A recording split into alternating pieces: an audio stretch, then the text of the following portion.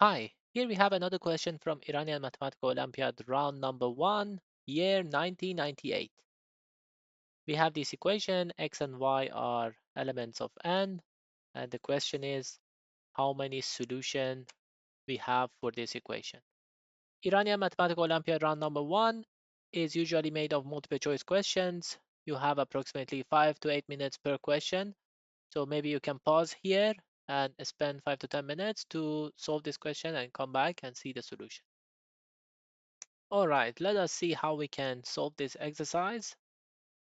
This is our question. We expand this one. It becomes x2 plus 2x plus 1. 1 with 1 disappears. So we have x power y is x2 plus 2x. X disappears from both sides because x and y are elements of natural numbers. So we know that they are not zero. So we can simplify it. X power y minus 1 is equal to x plus 2.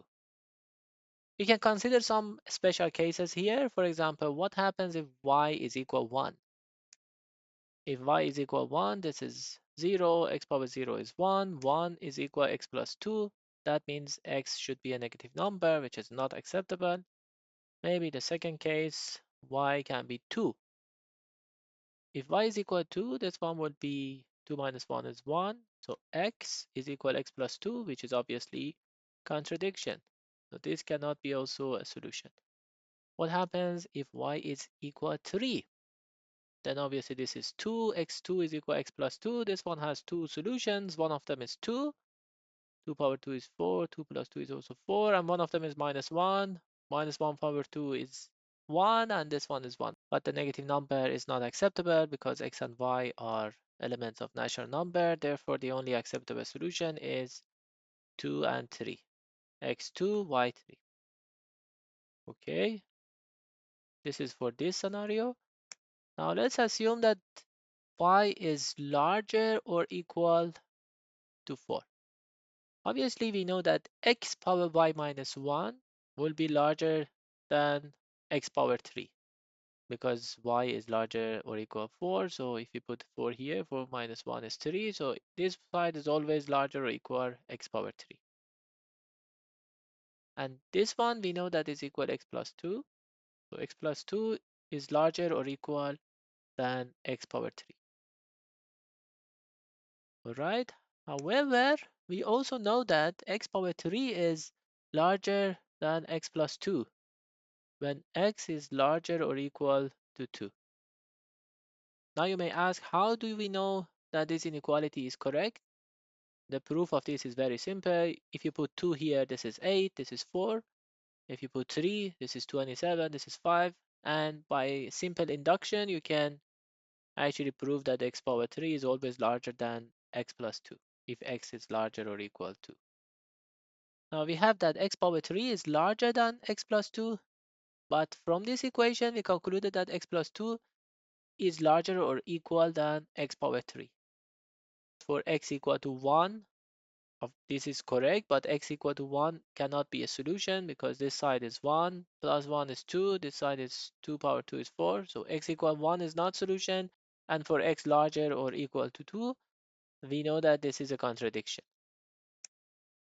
Therefore, the only solution of the problem is x and y equal 2 and 3. We can also solve this exercise with a bit different approach.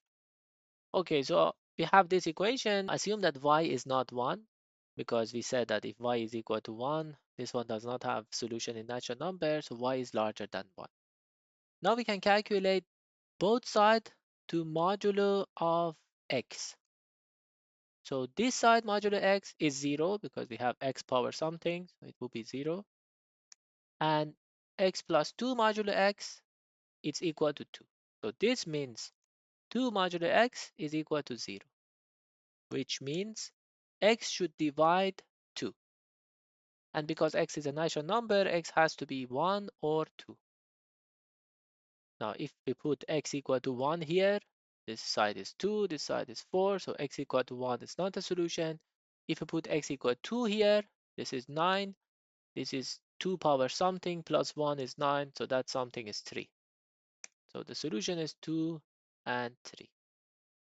So we had these options, and the answer is option B. Okay, so let's see what we have learned.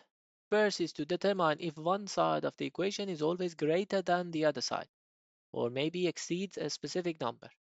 This is very useful technique. Sometimes for initial values, you can investigate the problem and above a certain number, suddenly you conclude that these two sides of equation can never be equal because one side is always larger than the other side. The second point is to compute both sides of the equation modulo a number to extract additional information. This is very important technique. Whenever you deal with a problem in number theory, you may consider this approach, and in many cases it can be very helpful. All right, this is end of the video. I hope that you learned something new. See you next time. Bye.